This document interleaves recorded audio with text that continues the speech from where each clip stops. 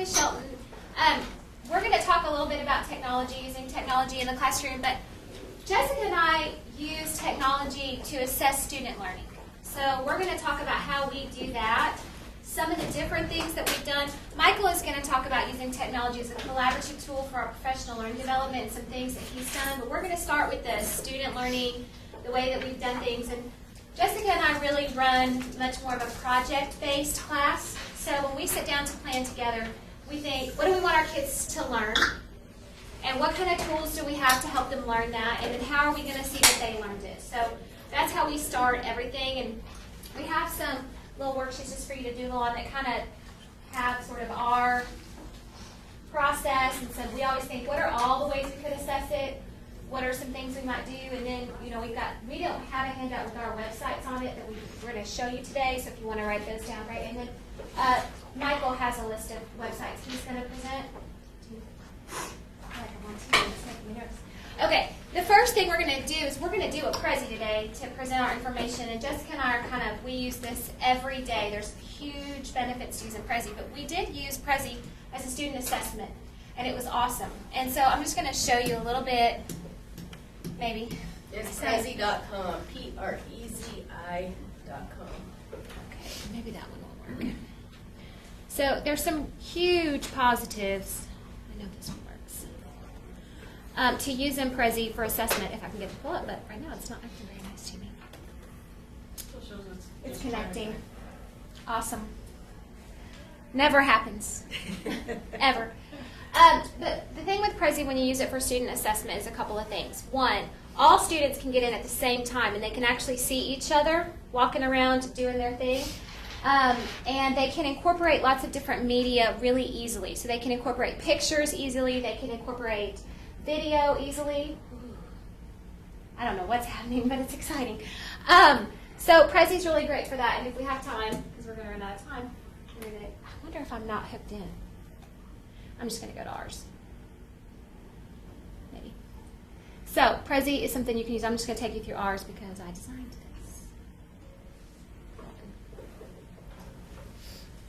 Maybe. Okay. This is ours. So we're going to talk about student assessment. If you want to see some student-generated Prezis and some rubrics that go with those, we'll be happy to show you this. It's a great project for kids. They can do it from home. They can do it anywhere. And we loved it. Oh, before this starts, we're going to show you a little video that was made with Animoto, NMIMOTO.com. As a Springdale teacher, you have an access to this account for free, and so do your students. So this is super easy to do. This is just a little video here to get you started.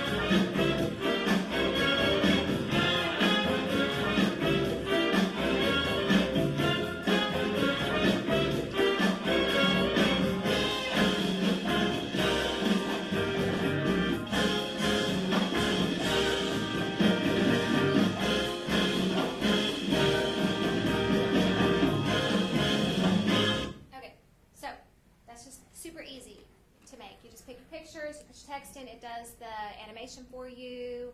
You pick that. Super easy to use. Kids really like it. And we were just talking earlier about using Prezi, and just injecting these 10 or 15 seconds of video into your lesson can make a world of difference in engagement with your lesson. We're going to talk about technology assessment with the 3 R's. We're going to talk about relevance, rigor, and relationships. We're going to start with using technology to enhance relevance. we know from our experience that our curriculum is really important, but kids don't really get it. But when they can engage with it in this kind of level, you're going to see some of the examples today, they find relevance in it because they can see how they're going to use this outside of this place.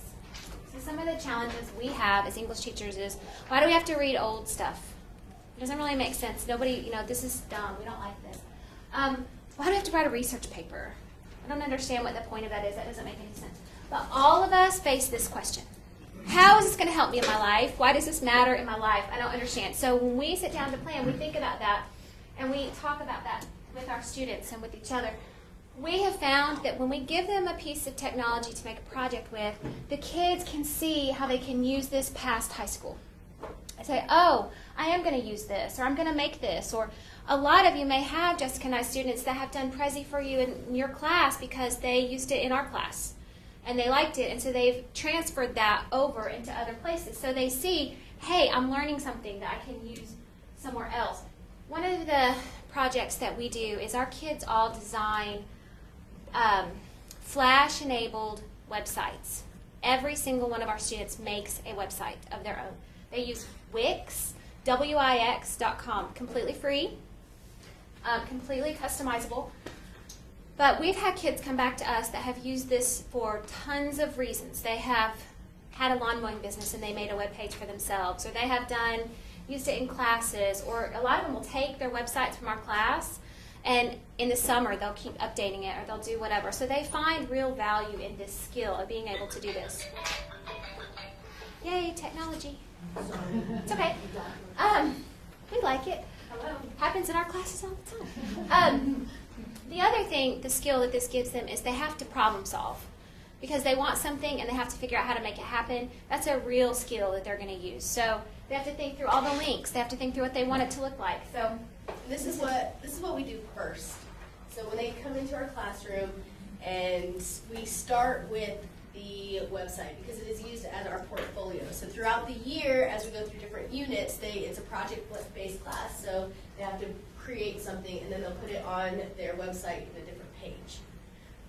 So this is their soundtrack of their life, their Declaration of Independence, lots of different things and so on. We use Twitter for lots of things. Twitter is actually a very high-level skill when you think about summarizing, picking out the important information. Writing a hashtag is really hard cognitively for some of these kids for characters. So we did a project where we had them Twitter for characters in books. They had to design the background. They had to have shout-outs. They had to have all these kind of things. With their mentions, all that sort of thing. So this is something that they loved because they use Twitter like crazy, especially in my class. Facebook, they made Facebooks for characters. This is a real one. They had the option to use we had a template they could use, or they could make a Facebook. They loved making the Facebooks. The real Facebooks, it was much harder than the template. They loved it. They did it. We had a lot of requirements with this. They had a certain number of pictures, a certain number of friends. They had to think about the ads on the side, that sort of thing. So this was another project where they could see the relevance in this. This is what's going on. Okay, second R, rigor. It is important, you can go ahead and click it. It is important when we are doing projects to remember, that we're going to be pushing them to the limits as far as their technology knowledge, but we have to keep the rigor high. And how we hold ourselves accountable as well as the students is we create rubrics. It's very, very important to create a rubric, very specific, so they know exactly our expectations, and it helps us when it comes to grading. Again, just because we're doing a cool project doesn't mean that we're not expecting them to reach those higher order of thinking skills. And so we need to keep that rigor high. Okay, this is one of the best things, in my opinion, about doing the technology, the ownership. Okay, they like it. They know that it's relevant, it's going to help them in the future, and so they stay after, they do whatever it takes. It sounds amazing, but they do whatever it takes to get the project done. It becomes part of them, they have pride in it, and they have ownership. I'm going to show you a couple of our rubrics. And just one more thing, too, is that a lot of these kids have excuses for why they can't get the technology done. I didn't get the email to you, this got corrupted, whatever. That doesn't work for us if you're in our class. We're going to find a way to make it happen, and that's part of the rigor. You have to hold them accountable for what you're asking to be done. And so if they know that you're not going to let them get out of it because I didn't get the email you sent or whatever, they're going to do what they need to do. And so that's a hard learning at the beginning because so many people start this process and they're like, well, okay, I understand, whatever. That does not fly in either one of our classrooms. They're going to get it done, period. And they do. Surprisingly, we had a lot pass. So, again, a part of holding them accountable, letting them know what we expect, this is a rubric for our final exam. We're going to show you an example of the student's final exam, but it's a photo story. And this is the individual part. This is what we expected them to do individually. On our rubric, it lists the required elements. Part of it was the photos and imagery. They were not allowed to go to Google Images. They had to come up with they had to take their own pictures, draw, something like that. They also had to have narration. So for every slide that pops up, you'll hear one of the students talking about it. Okay, so they had to have the narration explaining the elements that they needed to address that were required by us. And then, so this is like 90% of it. Now, it was a group assignment. So here's our rubric for the group. Now, we all know what happens with group work. Okay? They all want to know what happens if this person doesn't do their work. Is it going to affect my grade? The way we set it up, 10% goes to the group grade. So if you have those people that are slacking in your group, you can still get an A. Your grade will start at a 90%. You'll lose a 10% group grade, but you still have a chance to get an A as long as you're doing your parts. So this is the example. It is on Photo Story, Which is on everybody's computer. Everybody has this. It's on not. their- Yeah, it's not a not. website. Not a website. The title of this book is called Autobiography of a Face. The author is Lucy Greeley. The main character in this book is Lucy Greeley. The entire book is about Lucy growing up and the challenges that she's faced, such as disfigurements of her face and having cancer. Lucy is depressed because of the way she is being treated by other people like her classmates. Their actions towards her made her feel left out and like she didn't fit in. She also is shy and has a low self-esteem. She has grown up with cancer, having multiple plastic surgeries and going through chemotherapy, and nobody has made her feel like she actually fits in. This quote reflects the characterization of the main character. When I tried to imagine being beautiful, I could only imagine living without the perpetual fear of being alone, without the great burden of isolation, which is what feeling ugly felt like. Lucy has been through a lot and felt like she is not beautiful, which has put the fear in her of being alone for the rest of her life. The author is commenting on the way people treat you directly affects how you feel about yourself. Lucy is teased and mistreated her whole life, so she never feels good enough and ends up committing suicide. A symbol that is constantly used in this book would be the hospital. Because Lucy was constantly in and out of the hospital, it became her home. She made friends there that accepted her for who she was. After making friends, she then didn't want to go back to school.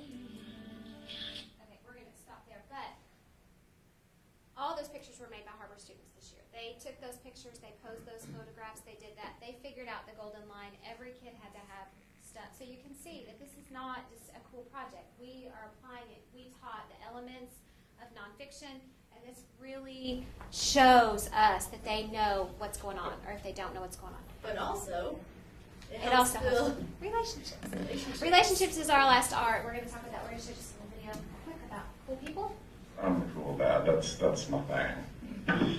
I'm hip. I surf the web. I text. LOL. Laugh out loud. OMG. Oh my God. WTF. Why the face? I know all the dances to High School Musical. So. We do too. We know all the dances to High School Musical. We use technology. We're the cool teachers, right? No, that's not why you use technology to be the cool teacher, even though we think that we are. This allows the students to make something that is their own. And so when we evaluate this stuff, we get to know them on a deeper level, and we get to sort of they're engaging because it's theirs, and they're making it, and you can't steal it from somewhere. can't take somebody else's soundtrack of their life because they haven't lived it, so you can't, it's theirs. The other thing is there's always issues, and it's going to be hard, and they're going to come up against obstacles that we didn't anticipate or they didn't, and they have to learn how to work through that. And they have to trust us to help them work through it, and then they have to figure out ways to do that. And that really helps our relationship with them because not only do they first learn to trust us, but they learn how to think about solutions outside of the box, which they're not very good at. Like we hear, these are digital natives, they're going to be fine. No, they like to be told exactly what buttons to push in exactly what order, and that does not work here. They have to learn, figure it out, try stuff. It's going to be okay. If it breaks, we'll fix it, but you have to try stuff, and that requires trust in a relationship. So this, Thank you so much. this is a site called Extra Normal with an X. Extra Normal. What this is a book talk, but we let the kids have as much of their personality as they wanted in this. So there were certain elements they had to have, but you're going to see this kid who read a book, a boy, read a book. It's true.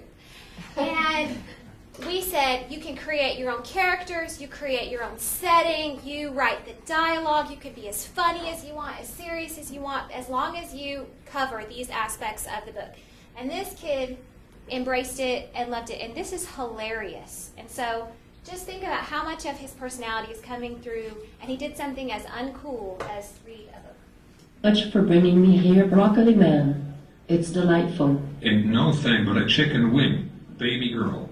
As soon as I saw you looking all good with your fox hat thing, I was like, yo, Broccoli Man, you gotta take the girl somewhere real nice. Well, dinner on a train surrounded by stacks of money and dynamite is very special. You've really outdone yourself. So what do you like to do? Recently, I've just been chilling out. And Maxine. And Maxine all cool. Do you shoot any b-ball outside of the school? Sometimes. But when I'm not getting my fresh prints on, I like to read. I just finished this book called Feed by Montana Anderson. Oh, really? Tell me about it. Well, it's set sometime in the future when... Okay, y'all don't care about the book, but it's cool because he took her on a train surrounded by money and dynamite, which is awesome, and I never would have thought of that in a million years. And he created these people, and he really gives excellent information about the book. The whole class enjoys watching this. The fear of having to get up is taken away from him because he wants to show this because he's so proud of his Broccoli Man, which they all are. So this is just a good way to get to know them. We're going to just tell you some of the stuff we've learned that makes this hard and maybe what you're scared of, because we're two chicks who have survived.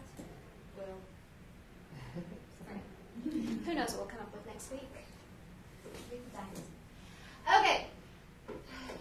You must make a project yourself. It's the single most important thing we have learned. You have to make one. Before you give it to the kids, you have to actually go and do it. Yeah. Because it helps you develop a rubric. We did, for the photo story that you guys saw a little bit of, we created one. We went through the school, we took our pictures, and we did our narrations, speaking into it, and we created it. Because by creating it ourselves, we learned a couple things. We learned what's going to take a lot of time. What are some of the errors that we're going to encounter, some big problems that we're going to face. And also, because it helps us develop a rubric. This took us a long time. This was a lot of effort. This needs to be graded a certain way. Helped us see all of that stuff. And in the relationship point, we've learned, we give them the rubric and let them watch our project, and they grade us. And we don't make 100%. No, our final exam was like an 87. But that's okay, because then when they come to us and they say, why did I make a 76? You can say, remember when you marked me off on this part of the rubric? Guess what? You forgot that too, and so you missed the point. So they totally have ownership into what you're expecting, what to look for, all that kind of stuff. There's going to be things that happen. Here's some of the things that have happened to us when we had that. Students cannot receive outside email in this building. You have to fix that with downtown or go through DS1 to fix it. It is a problem because a lot of these free sites like Wix or Prezi have to send a confirmation email, especially to get the free education one. You can't get it because you can't get outside email, so you have to think through that and anticipate that and make sure that you have that flip switched or that they understand what's going to happen.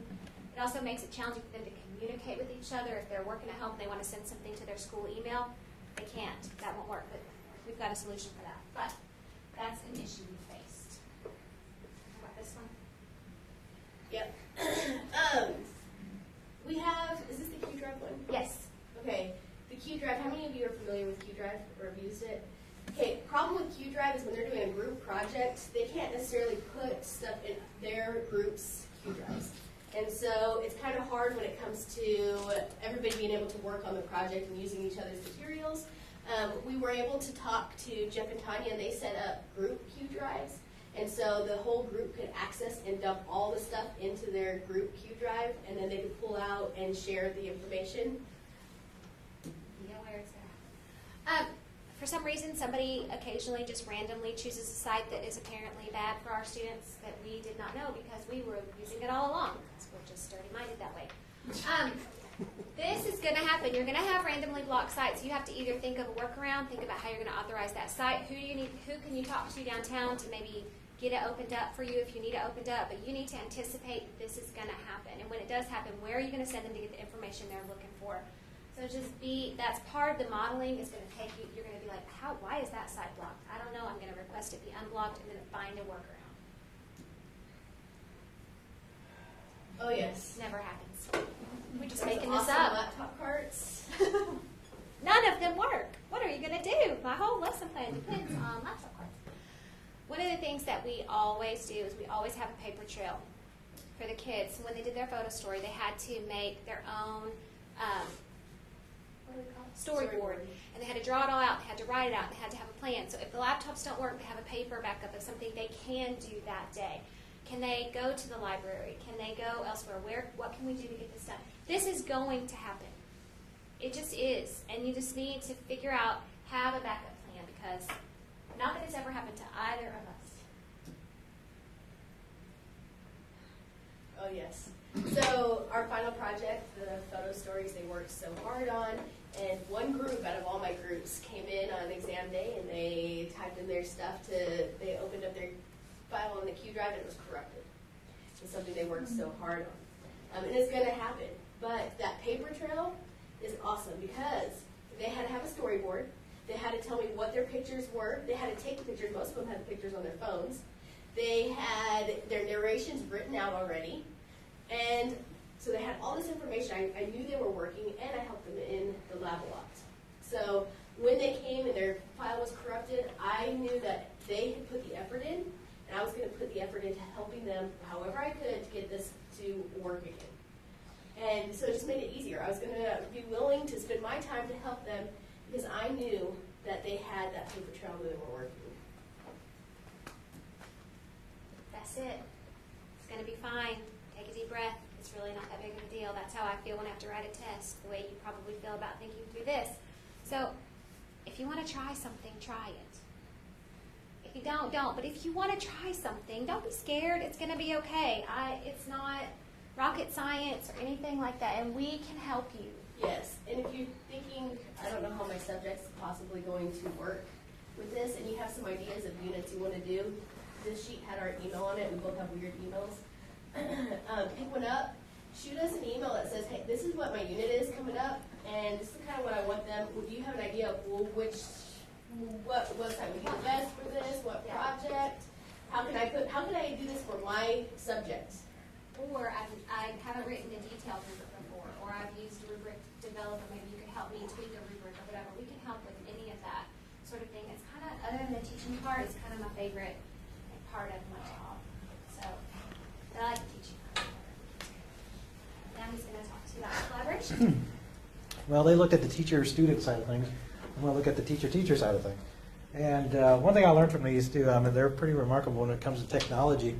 I was, been thinking about projects for my world history classes, and they gave me an idea for a website called Live Binders. And I'd heard of it before, but never really checked it out, and it is so cool. I'm trying to develop my own Live Binder as an example for my students for this 9 weeks coming up, and it's kind of, it is trial and error. It is kind of, you want to pull your hair out sometimes, but it is really neat what you can do with it. This year, my world history team, we're trying to get more cohesive in terms of our teaching. And I've been trying to think of ways to kind of get us kind of on the same track with things. And, you know, I think in musical terms a lot of times, that, you know, when I think about collaboration between teachers, I think about collaboration between musicians. I mean, everybody sort of has a function to play. I think you skipped a couple here. You know, they watch each other, they listen to each other, and then they offer input, right? Their own input to whatever it is they're creating. And that's kind of like with the technology I'm going to show you today. Communication is the key. Whether it's email, whether it's face-to-face. If I hadn't talked to these two ladies, I wouldn't have found out about live binders or a couple of other things that they showed us. And so far this semester, it's been really great. We have been working toward this unification and making some pretty good use of it, I think, in our department. Dropbox is like, I am just like a big fan of Dropbox. If you have not used it yet, please do. Basically what Dropbox is a virtual file system. It's a hard drive online, and it's free. With a free account, you get 2 gigabytes of storage, and that's a lot of space. I cleared out my entire computer with all my lectures, my PowerPoints, and everything else, and put them on here. And it's only a fraction of the total space, so it's wonderful. When you sign more people up, I got like 3 or 4 people on there now. You get more space for free. So now we went from 2 gigabytes to 3 gigabytes. So it's kind of cool once you get more people going there. And that's a lot of files. I mean, that is a huge amount of files. And everybody who's a part of that shared file or folder can use that and save stuff in there as well. So it's kind of cool. Now, what can you do with it? Well, first, like I said before, you can sign up with other teachers and share common files. All our assessments, our quizzes, lectures, everything is on here, primary source documents. And so if we need access to something, we all have it in real time. A lot of times, though, we have a lot of epic failures, like the H drive incident a couple years ago where we lost the whole H drive. Jessica talked about the Q drive kind of failing sometimes. Technology fails. Dropbox is really worry-free. I used to have to worry about carrying a flash drive with me or emailing files to myself. Now I just put it in my Dropbox folder, and I have access to it anywhere, at school, at home. It's wonderful. And speaking of some epic failures... Technologic.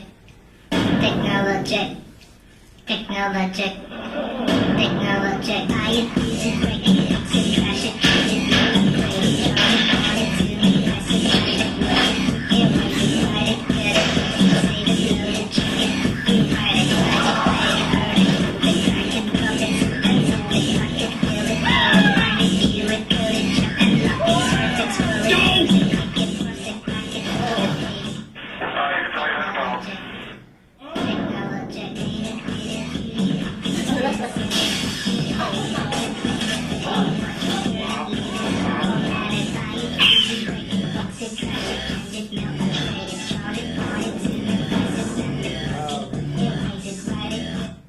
Dropbox, unless our network is down, it's pretty worry-free, so we don't have to have, we don't have the same issues like we do with some of the other files or issues of technology we have here at high school. But the Dropbox account, once you create one, you download the software on any computer. Like I got one here at school. I downloaded it at home, and like I said, I can access it anywhere. When I go down, I got this retreat I go to at Petty Jean, and I can access files there anytime. So it's wonderful. A student, as we talked about before, can place completed work in the class into Dropbox folder. I haven't done this yet. I want to try this because students email me stuff all the time, and it just clogs up my email, and it's a mess. This is just a more efficient way to do that. And again, you no more email, flash drives. You just point, click, cut and paste, and that's it. This is a way that we found to how we got around for our project, the Q drives, since they couldn't all access. They would put the app on their phone, and they were able to take pictures and put them right onto their Dropbox, and they could share the files with everybody in their group. And it's also Android, so they have iPhone and Android, so it's almost every phone that they have, if it's smart, can have a Dropbox on it, and we have it as well, so we use Dropbox most times. It is so handy. It really is. It's wonderful. It has helped us really to collaborate more efficiently. It's kept us in contact with each other. If we find something, we throw it in there. Anybody can, throw something in there, and we all have it. And it lets you know if somebody put something in there. It'll come up with a little box, and it'll say, so many files were added to your Dropbox. Really neat. And everybody, again, has a piece in this. They participate. They, it's not like where it's just me doing it. It's everybody working together on that. By the way, there's more. Yes. And it's very easy. If you're not very tech savvy, it's very intuitive. All you do, point click. They've got drop-down menus on the website. If you put the icon on your desktop, just double click it, comes on, and you just paste stuff over, and that's all you do. And I talked about that earlier, about going from 2 to 3 gigabytes. So it pays to get a good team together. The second website I'm going to show you is Digo. And Digo's really cool. A lot of times I'll be searching on the web here during my plan period for something, and I'll find something kind of cool, and I'll put it on my favorites box on Microsoft Internet Explorer. But the trouble with that is you can only access it here at school. By saving it on Digo, you can organize it and you can access it anywhere. It's wonderful. And let's talk about what we do with this. Again, like if I find something here at school, I can just log into my Digo account at home and I can access it from home. I can organize them, and it's awesome. I can share them with other people. And it just, again, it's very customizable to what you want. It's very personalized. You can save your links, add tags to these links to identify them, like EdTech or something like that. You can save them in groups and access them and share them with others. You can create groups of people to invite. For instance, my world history team, I want to get them in a group on Digo so we can kind of share these websites that we go to and use. And again, they have access to it, it's free. And you can even store images on there, so it's almost like another virtual sort of hard drive. So, yeah, cool. And you can organize, arrange your links as you see fit. So you break it down by, if you're reading a book or something like that, break it down by books and topic. It's very accessible, very easy to use, nothing complicated. This is a photo of my Digo. And you can see here I got one category, it's just the general history category, and I got like a link to the British Museum. Got my hashtags down here so I can, like, if somebody's looking for it, they can find it. I got other categories. And I got little groups over here, so like when I save something, I can group it like in leadership, psychology, technology, whatever I need. Some other cool sites. I do have some more sites on my resource sheet as well.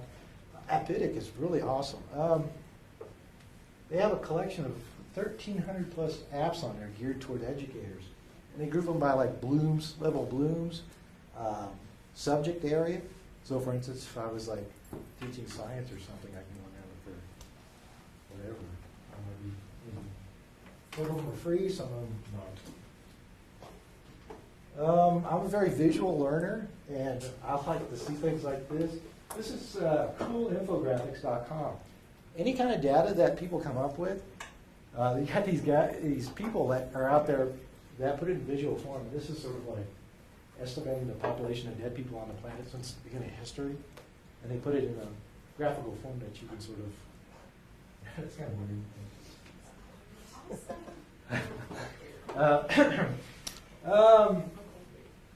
I'll leave. Follow me on Twitter. I retweet lots on education technology, and not just for history, like English, math, whatever interesting things I find, I retweet.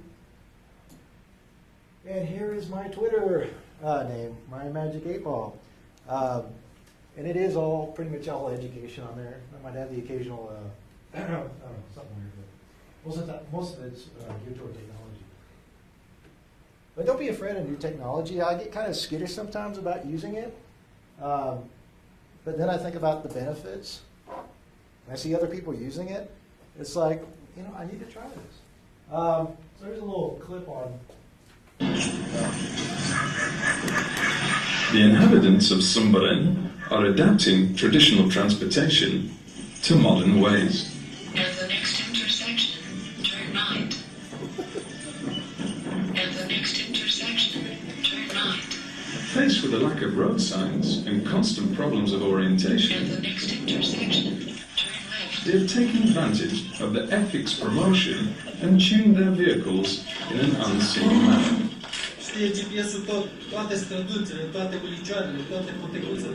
But things haven't stopped there. You've reached your destination. With one problem solved, another sensitive issue must be dealt with. Parking.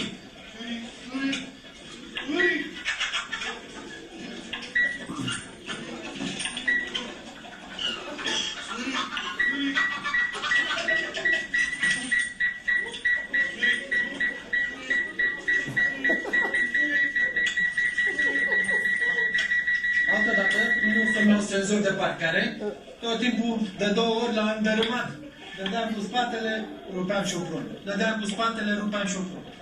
Bim, bim, bim, bim, bim, până ajung la locul potrivit. Când am ajuns acolo, perfect, am parcat, nu mai e problemă. Bim, bim, bim, bim. A normal, quiet day in the village of Har-Ber, except for the quietness.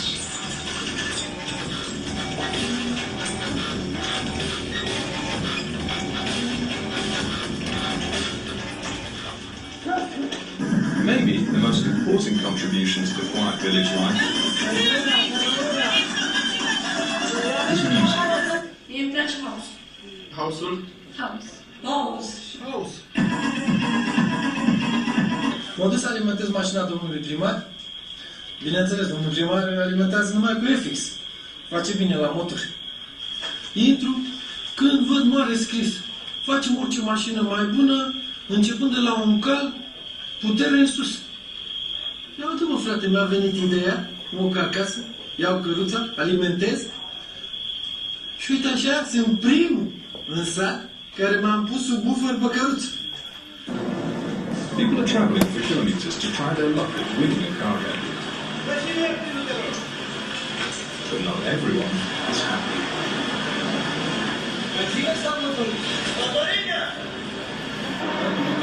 Se alimentează, stau multe stații, pot duce la mașină. Ce vor să aibă? Să nu portugheză, în următoare ce... GPS, de seara când vin de la Dropbox, So come to Har-Ber, the village where people are striving for better means of transportation. Or Okay.